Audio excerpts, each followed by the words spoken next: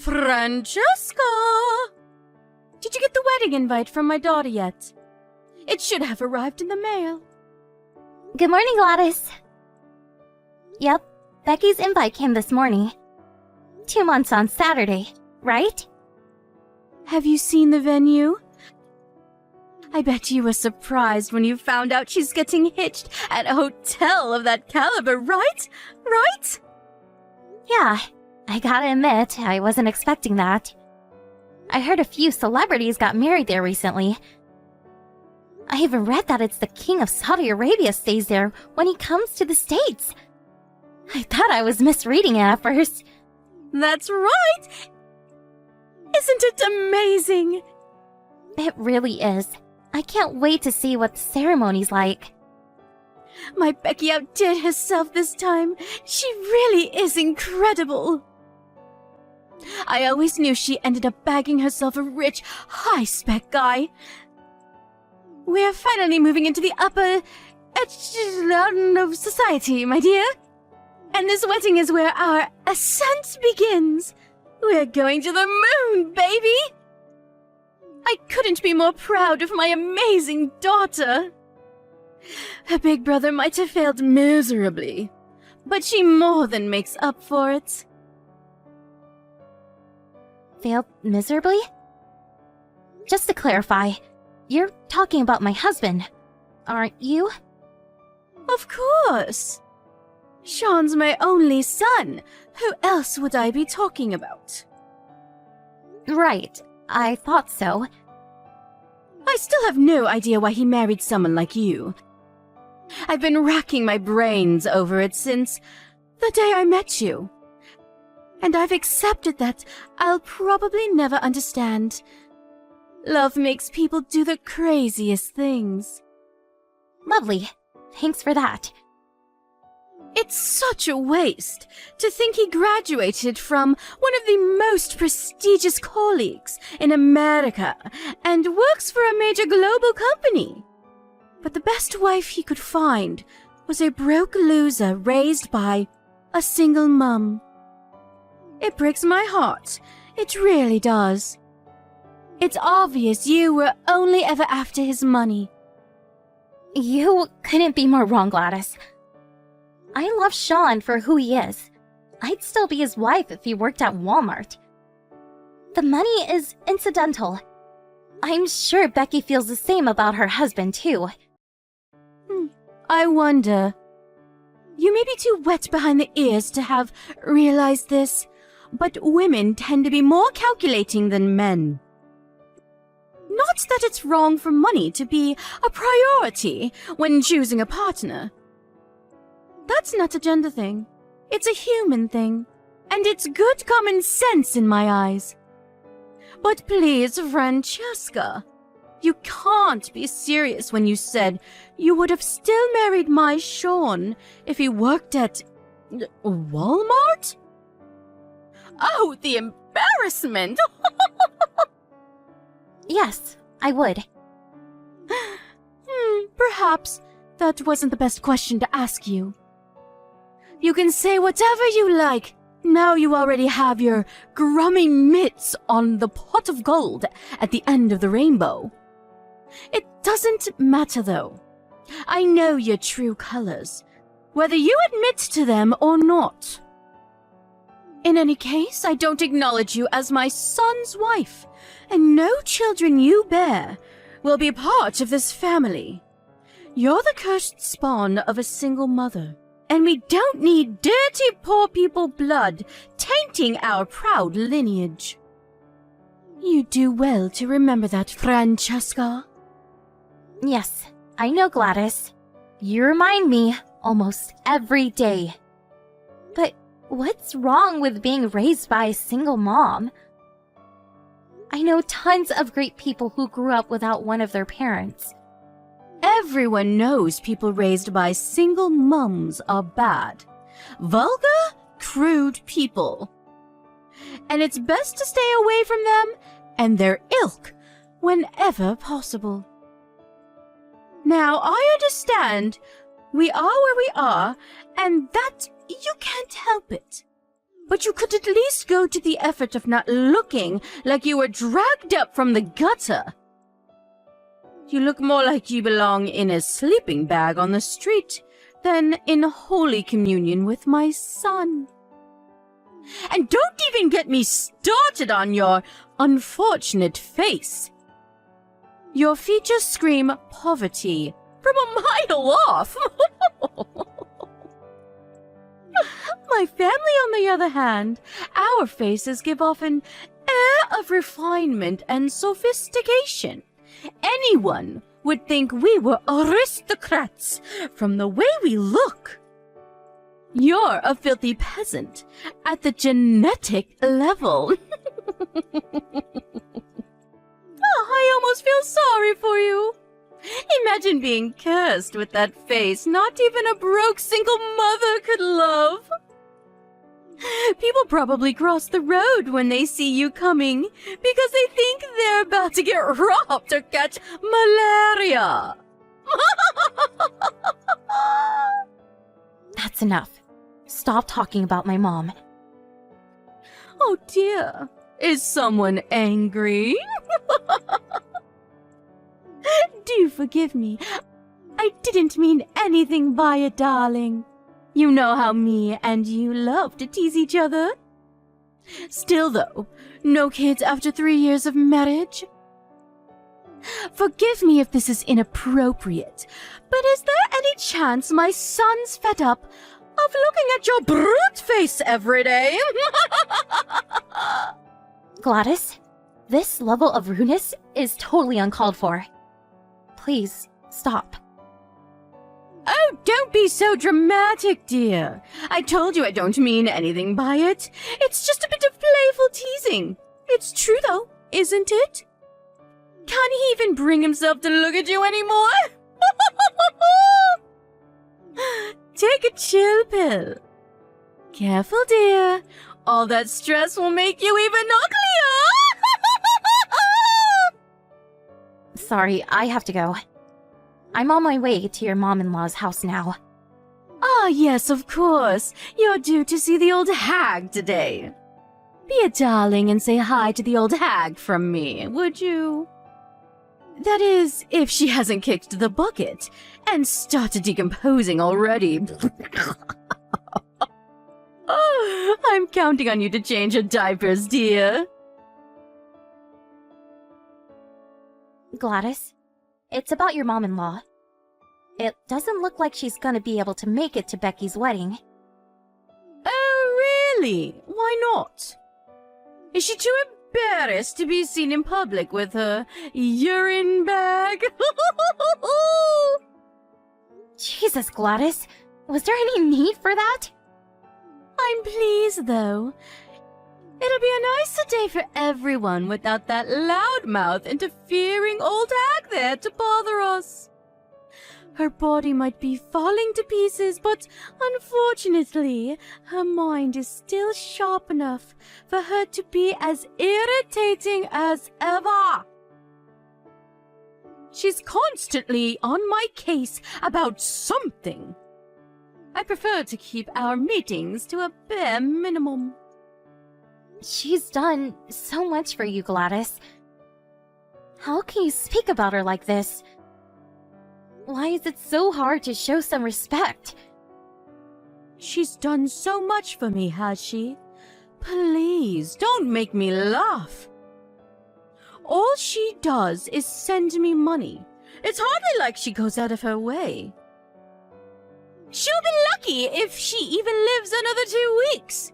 What use is that money to her? It's only right that I get it. I'm fit and healthy and can put it to far better use than she can. This is your husband's mother we're talking about here.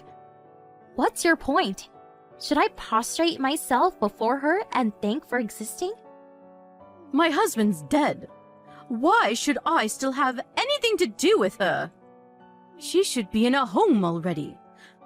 Why, oh why was she so insistent she had to live on her own in that apartment block for old people? I swear my phone rings every 5 minutes with something. Please, will you come see me? I ran out of food. My potty's full. I'm sick and tired of her, and the sooner she kicks the bucket, the better. But you don't even visit her. I'm the only one who ever goes. I used to go before you did. Besides, it's your duty as my son's wife to look after my decrepit mother-in-law. I just know you're not complaining about fulfilling your duties to this family. You wouldn't do that, would you? No.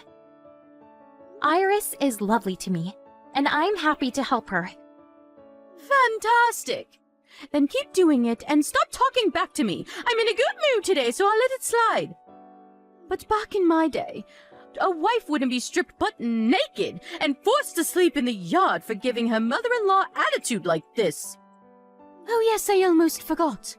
I do hope you're constantly reminding her how worried and concerned I am for her well-being. We don't want me getting written out of the will now, do we? Yes, I tell her. Anyway, enough of this drivel. Let's talk about something important. So about Becky's wedding. What will you be wearing? I was thinking of wearing my dress suit. Surely not the same one you wore to my cousin's wedding. Yes, that one. You silly girl. We're moving up in the world now. You can't wear that shabby pile of rags to this wedding. I advise you throw it in the trash where it belongs and get a hold of something respectable. Besides, it's a wedding, not a freaking business meeting. A woman your age should be wearing a proper dress. A dress? Okay, got it. I'll arrange something before the wedding. I imagine you'll probably rent something. But you better not show up wearing any cheap crap. We have a reputation to uphold. Trust me that people at this wedding know cheap when they see it, as do I, obviously. I'll never forgive you if you embarrass us. If you do rent, make it something expensive. Can you imagine the shame if my son's daughter showed up in a cheap pile of rags? We'll never live it down. Do not embarrass my daughter on the most important day of her life. I won't. It's easy enough to say that, but I mean it. You better not disappoint me, Francesca. You have the dress sense of a Nigerian tribesman. So I can't help but worry you'll come in something ridiculous. Relax, Gladys. I'll look the part. I promise. The last thing I want to do is embarrass Becky on her wedding day. I suppose I'll just have to take your word for it. To be honest, I'd much rather you didn't come to my daughter's wedding at all. But she insisted on having you there. You're lucky. She's a lot more tolerant towards poor people than I am. Right. Becky's great. She's always been kind to me. Her husband's family are of excellent prodigy, too. They have records of their ancestry going back to medieval Europe. They even have a coat of arms. Does your family have a coat of arms?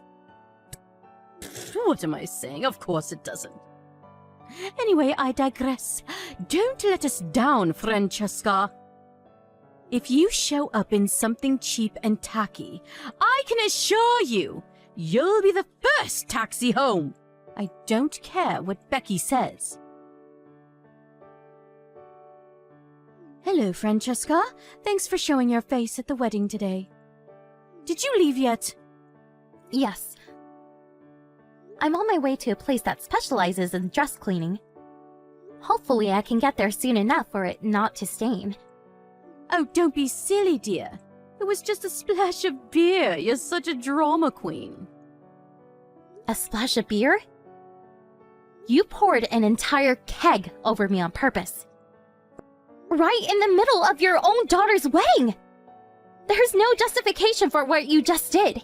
You're horrible. There we go with the over-exaggerations again.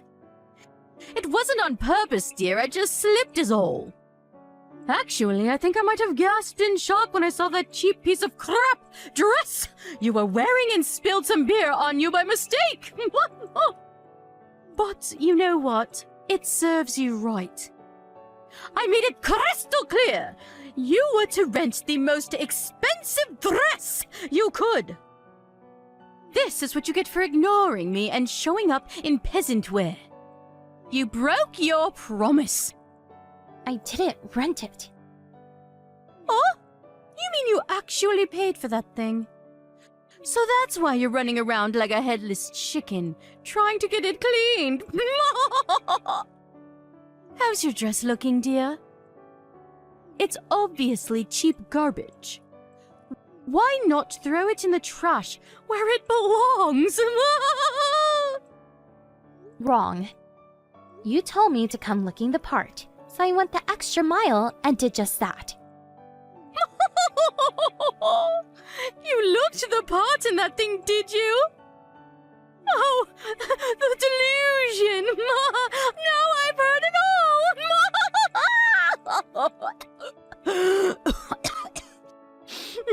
Go on then, tell me, how much did it cost? 100?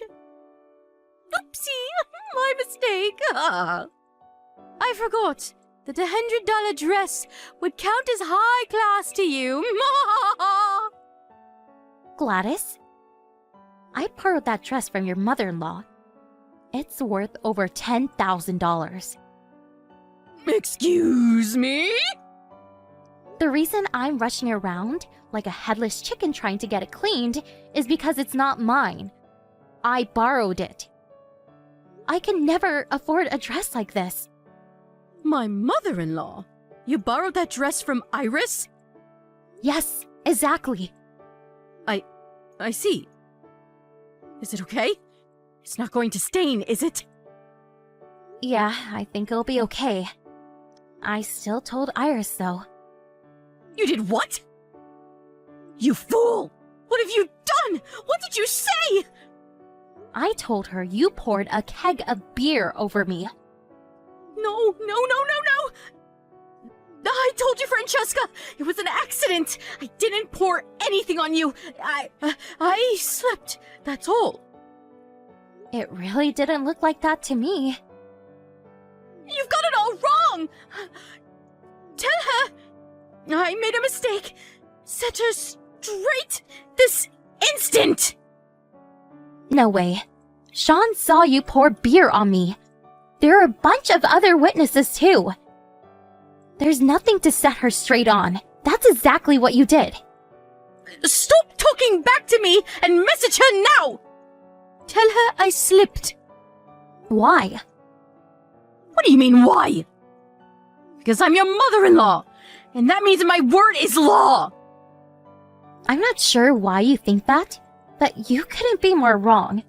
Yes, it damn well does, you insolent little toe rag! You should be more grateful to me.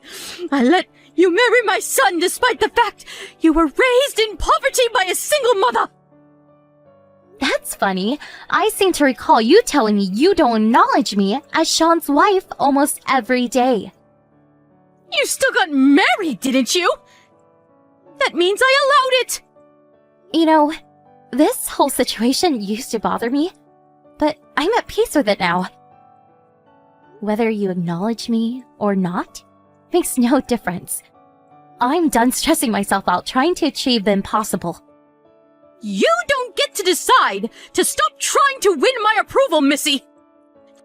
Anyway, forget that. Hurry up and message Iris. Tell her I didn't do it on purpose. I'll make my son divorce you if you don't. Francesca, are you there? There's something I'd like to discuss with you, if that's all right with you.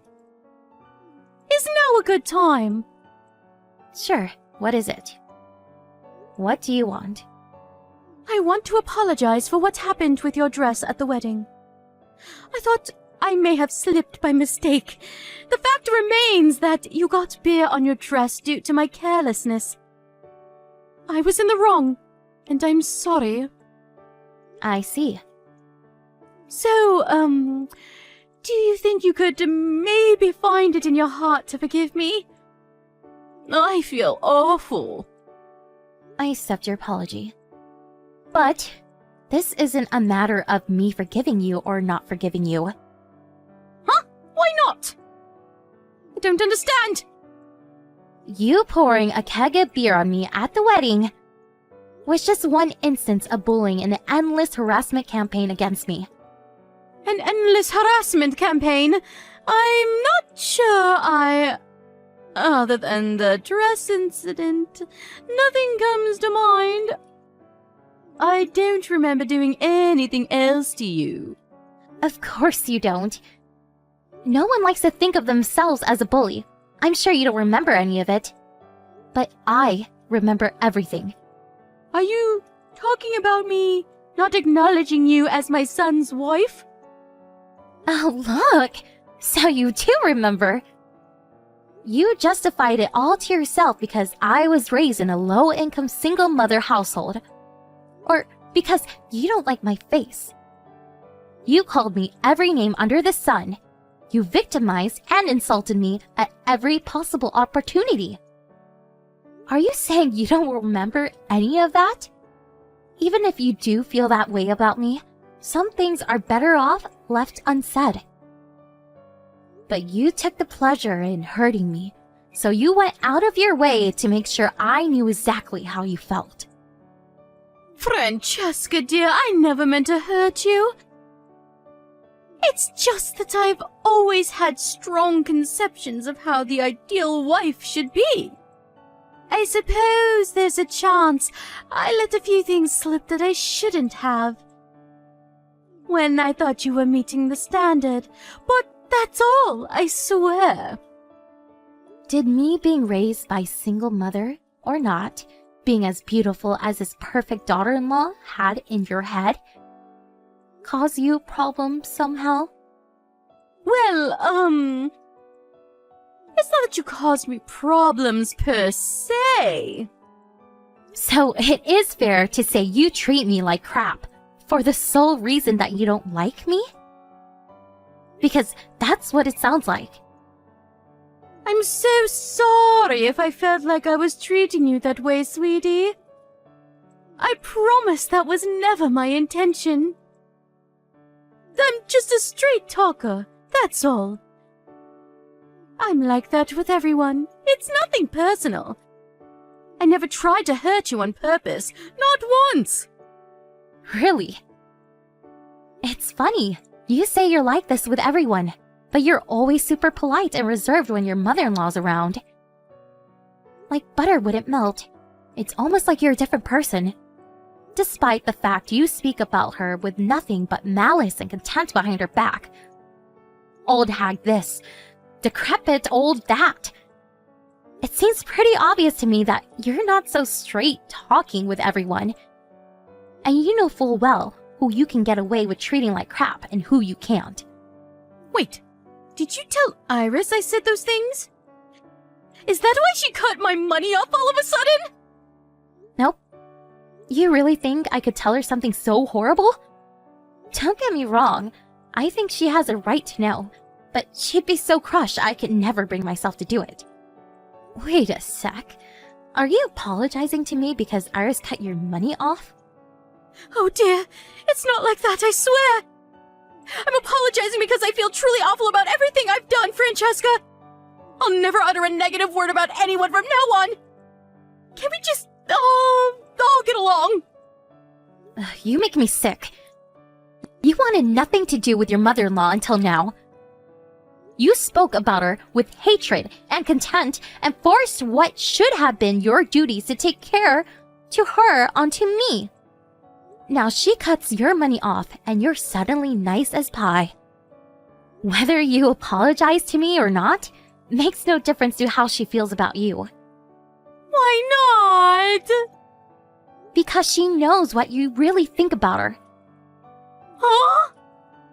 She might not know what you say about her behind her back, but she told me she's had a feeling you hate her for a long time now. Think about it. She's been giving you money every month for years now. In spite of that, you literally never visit her, and you keep contact to an absolute bare minimum. Don't you think that's a little messed up? How could it be messed up? You're my oldest son's wife. Looking after my mother-in-law is your duty. I'm hardly a spring chicken anymore, dear, and looking after her isn't light work. It makes far more sense that someone young and sprightly like yourself do it.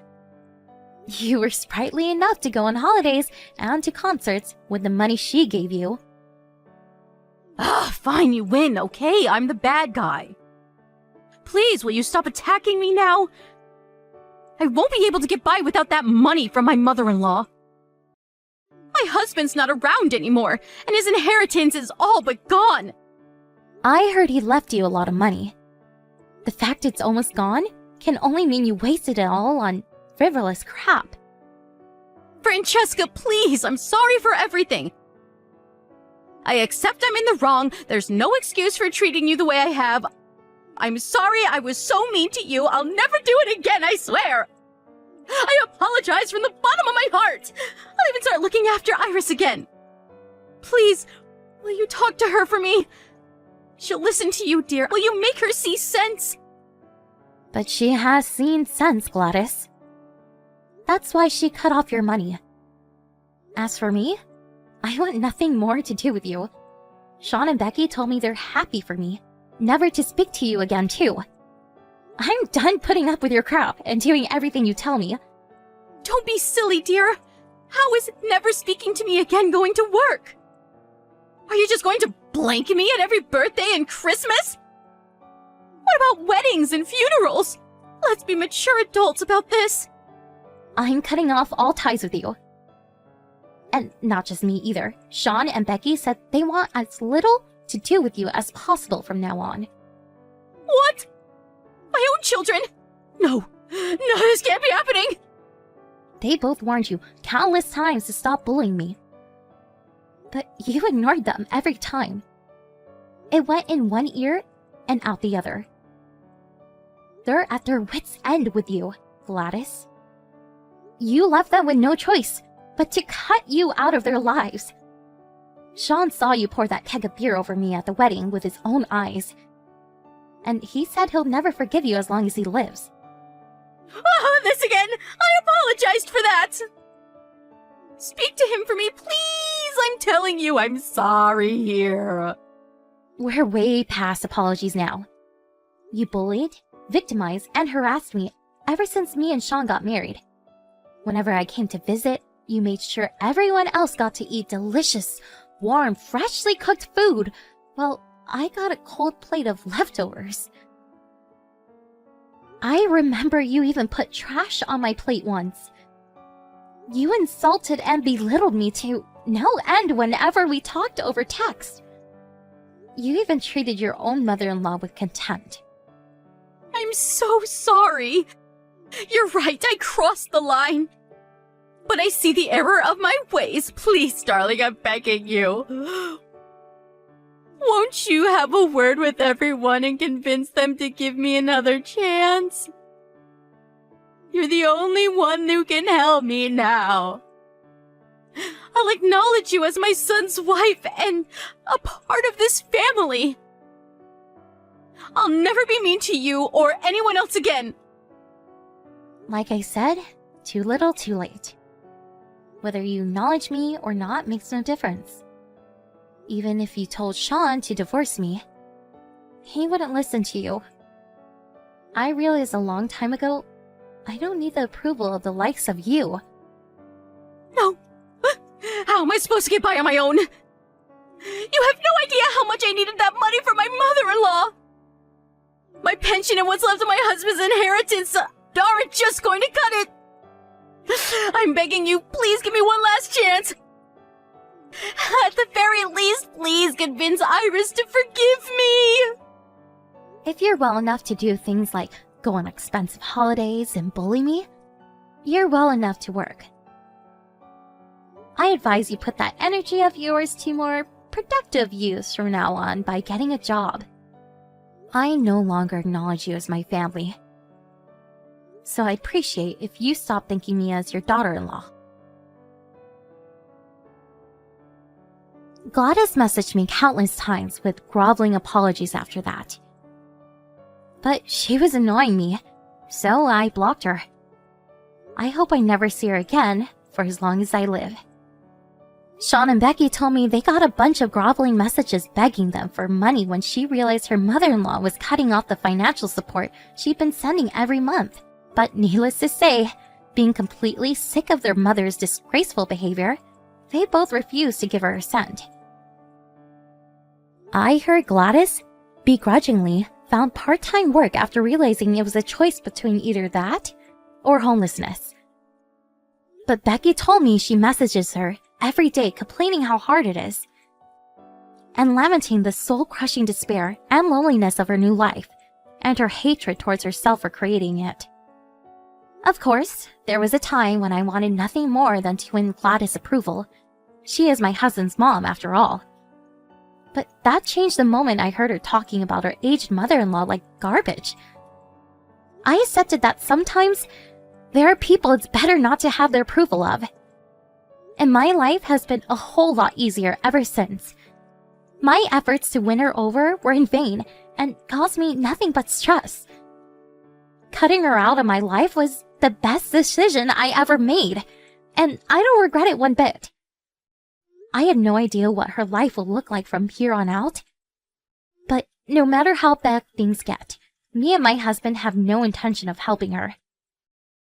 She brought this all on herself, and I think it could actually do her good to learn the hard way that actions have consequences.